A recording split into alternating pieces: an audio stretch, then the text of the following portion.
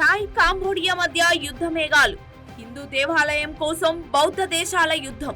ఎన్ని ప్రాణాలు పోయినా సరే ఆలయాన్ని దక్కించుకుంటాం. ఆలయం విషయంలో తగ్గేదేలే అంటున్న థాయిలాండ్. రెండు దేశాల మధ్య శివాలయం చిచ్చు. సరిహద్దుల్లో సై అంటే సై అంటున్న సైనికులు. ప్రియాహ్ విహార్ విషయంలో వెనక్కి తగ్గని ఇరు దేశాలు. ఆలయంపై వెనక్కి తగ్గని థాయ్ కాంబో.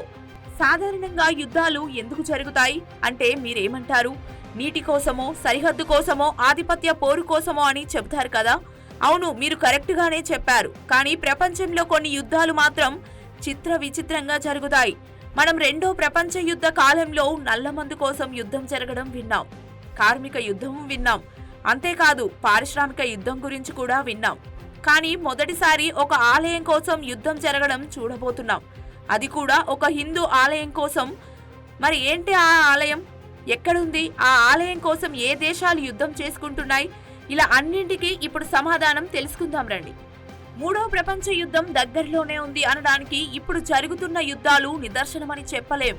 అవును, నిజంగా మరికొన్ని రోజుల్లో మూడో ప్రపంచ యుద్ధం వస్తుంది అనే భయం యావత్ ప్రపంచ దేశాలకు గుబులు పట్టుకుంది. చిన్న చిన్న వాటి కోసం దేశాలు యుద్ధాల్లోకి దిగుతున్నారు.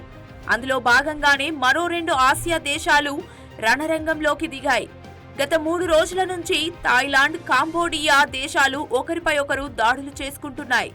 సరిహద్దులు పలు చోట్ల పరస్పరం చేసుకున్న దాడుల్లో ఇప్పటికీ ఇరువైపులా 30 మందికి పైగా పౌరులు, సైనికులు ప్రాణాలు కోల్పోయారు. 1,30,000 మంది ప్రజలు స్వస్థలాలను వదిలి పునరావాస కేంద్రాల్లో తలదాచుకుంటున్నారు. చనిపోయిన వారిలో ఎక్కువ మంది సాధారణ పౌరులే ఉన్నారు. 28 మంది గాయపడ్డారు. రెండు దేశాలు రాకెట్లు, పిరంగులతో మెరుపు దాడులు చేసుకున్నాయి. థాయిలాండ్ F-16 యుద్ధ విమానాలతో దాడి చేసింది. కాంబోడియా, థాయిలాండ్ సరిహద్దులో మొత్తం 6 చోట్ల దాడులు జరుగుతున్నాయి. అసలు ఆ యుద్ధం ఎందుకు అని ఆరా తీస్తే అప్పుడు బయటపడింది అసలు సంగతి.